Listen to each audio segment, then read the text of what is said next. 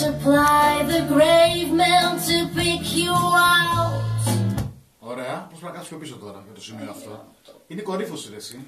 Είναι χαμηλό, μεσαίο, μετά ψηλά. Πιο πίσω για να φωνάξεις το ίδιο που φώναξα τώρα. Ναι. Charge your life in coins when everything's gone. But then they supply the grave men to pick you out.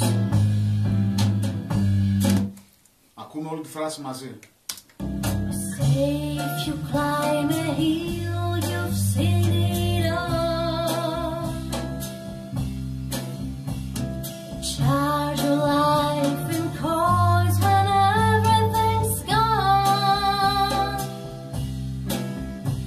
But then they supply the grave men to pick you out.